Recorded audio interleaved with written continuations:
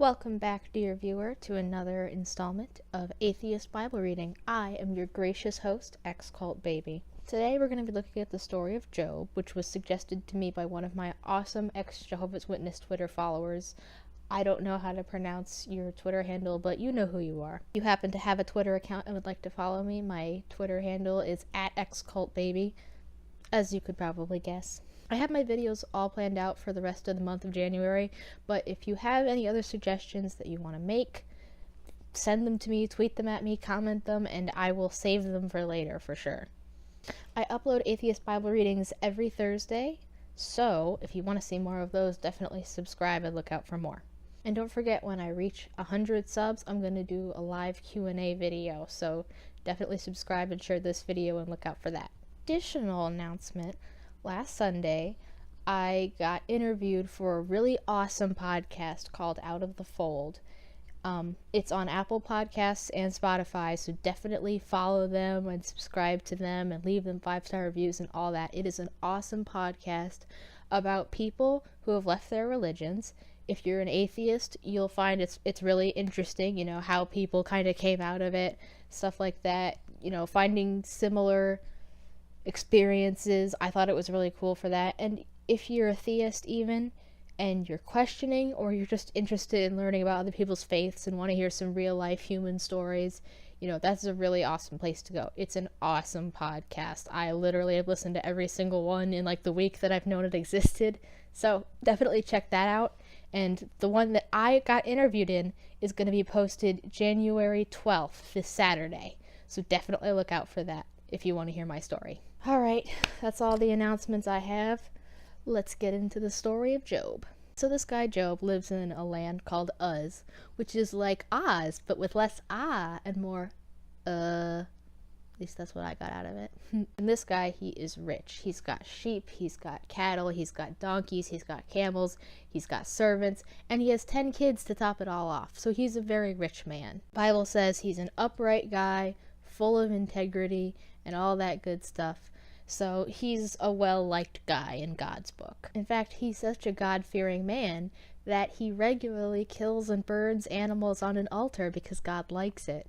I still think that's fucked up, but, whatever. So in heaven, God's having a little powwow with the angels, and then Satan shows up, and God is like, "Where have you been?" And Satan says, "Well, that's a stupid question to ask for an all-knowing deity." Nah, he doesn't say that, but he does say, "Oh, I've just been wandering around the earth." And God's like, "Yeah, well, have you seen my man Job? He is full of integrity. He is an upright dude." And Satan is like, "Well, yeah, of course he is. You've made him rich and prosperous. I bet you $10 that if you reach out your hand and take all that shit away from him, that he's not gonna like you anymore. He's gonna betray you." So they shake on it, and he's like, "Oh, you're on. Just don't, affect Job directly, but you can take all his shit away from him." I feel like it's pretty well established at this point that whenever God looks favorably upon someone, that person's life is in danger a little bit. If God likes you, that's a really dangerous thing, because then he's gonna pick on you for some task that's really awful. Some bad shit's probably gonna happen to you if God really likes you. But in this case, he's literally gambling with Job's life to make a point. And all of the bad shit that happens to him is absolutely God's fault in this. Because, yes, he's not literally making it happen, but A, he has the power to stop it, and B, he literally bet the dude that is, making it all happen to him that he could do it. He's letting it happen, and he has the power to stop it.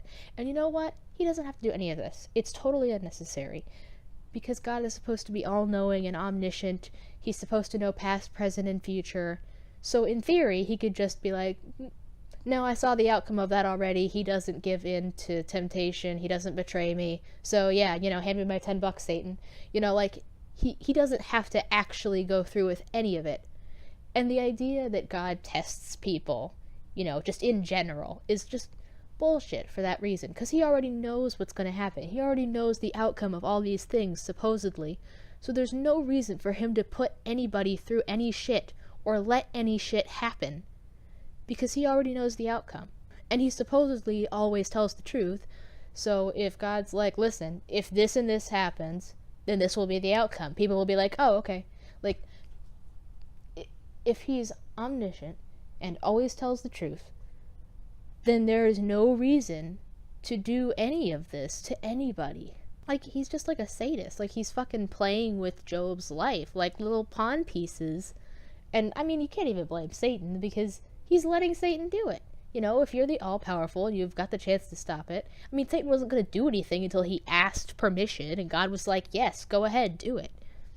So really, the only reason any of the shit that's about to happen to Job happens to him is because God wanted it to happen, because it doesn't have to. He knows that it doesn't have to happen. So everything that's about to happen, God wanted to happen. Keep that in mind. So back on Earth, Job is just chilling, minding his own business, when one of the servants runs up to him and he's like, dude, so a bunch of thieves came out of nowhere, right? And stole your cattle and your donkeys, and they killed all the servants that were with them, and I'm the only one that survived. And before he even has time to process this, another servant runs up and he's like, dude, a fire rained down from heaven, and all the sheep are dead, and all the servants that were with the sheep are dead, and I'm the only one that escaped to tell you. And the other one is like, okay, so get this. The Chaldeans show up, right? And they raided all your camels, and they killed all the servants except for me. Crazy, right? And then another one comes up at the same time and is like, oh hey, so all of your kids were having a feast, and a really strong wind knocked out the supports of the building they were in, and they're all dead. So Satan wasted no time at all, evidently. He was just getting right the fuck to work. Didn't waste a damn minute. So to say that Job was, like, distressed would probably be an extreme understatement. He starts ripping his garments apart, which is something that guys do in the Bible whenever they're distressed. I'm assuming it's a cultural thing. Like, I'm assuming the people that wrote the Bible aren't the only ones that think that ripping your garments apart are a good way of expressing sorrow or grief. But, yeah, that's just a thing that happens a lot in the Bible, is people just rip their shirts apart when they're sad. You know, like Captain Kirk. But his response is like, you know what? God gave all of that stuff to me, and God has every right to take it away. Praise be unto the Lord. So number one, Job is a fucking idiot. Who worships a God that is just like holding them at gunpoint like this? Like, he giveth and he taketh away, I guess, but like, that's... Who wants the taking away?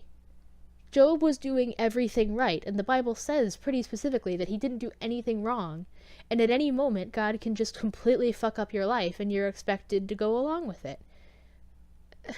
Like, he can just randomly decide to take away all of your belongings and kill all of your children if it's just his whim to do so. And you're supposed to remain loyal still. You're supposed to be like, you know what? He's the creator. It's fine. It's his business. Like, what is the point of worshiping a God that's not going to protect you and your family from significant harm?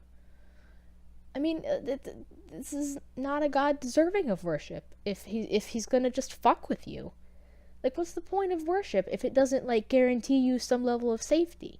And there are people that say, you know, that you owe it to him because he's your creator, that you owe him your worship. And I think that that's bullshit. There is not a single person alive on this earth who I owe my unwavering loyalty and my undying devotion. And that is because people are not perfect.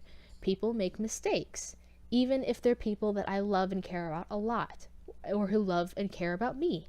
And God, the God of the Bible, is far from perfect and far from loving and caring most of the time. I mean, I don't know a single person who has done any of the atrocities that are in the Bible. Like, the God of the Bible is often malicious.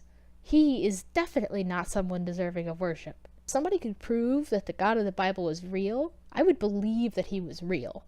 But I would definitely be very far from worshiping him if any of the things that are in the Bible are true, and if he didn't have a really, really, really, really, really good reason for letting all the things that actually have happened in recorded history from happening. Like, why didn't you stop any of that shit? Like, even if nothing in the Bible is true, there have still been so many atrocities that have happened in real life that he didn't stop, that he would still have to answer for that. I mean, it's just, like, this is not a God worthy of worship. Just flat out. And I guess that, if there was the reward of heaven, I could fake it, except that if the God of the Bible is all-knowing, he would also know that I'm faking it and that I really think he's an asshole. So, yeah, that wouldn't even work. Sorry, Pascal's wager. So back in heaven, God's having another little powwow with the angels, and Satan shows up, and God is again like, where have you been, Satan? And Satan's like, we already done this, let's cut the bullshit, okay? I know that Job didn't fall for it when we, when I killed all of his kids and everything, and, took all of his livestock and all of his servants, but, listen, dudes will do anything to save their life, and if you let me strike him, then he's gonna turn on you. And God's like, okay, just don't kill him, I guess. Go for it. Again, totally unnecessary. God already knows the outcome of this. The actual test is totally unnecessary. So Job gets these really painful ulcers all over his body. It probably looked disgusting. Ugh. And Job's wife is like, why are you still holding on to your integrity? Why are you still worshiping this God that has clearly turned his back on us? What is the point? This is practically like an abusive relationship. Just say fuck God and get it over with. Even if he strikes you down, that would be worth it, as opposed to trying to stay in this, stay loyal to a God that has clearly betrayed you. The actual quote is, curse God and die, but I feel like that's what she was trying to get across. And Job's like, you know what, you're talking nonsense. We gotta take whatever God dishes out to us, whether it's the good stuff or the bad stuff. Which is just a ridiculous thing to say, but whatever. So this is the part where 3 of Job's friends come over, and I'm honestly gonna skip most of this, pretty much all of this actually, because the book of Job is 42 chapters long, and the parts that actually have plot in it are the first 2 and the last 2 chapters. Everything else is Job and his 3 friends monologuing, and it's just it's a lot, so I'm gonna skip through it.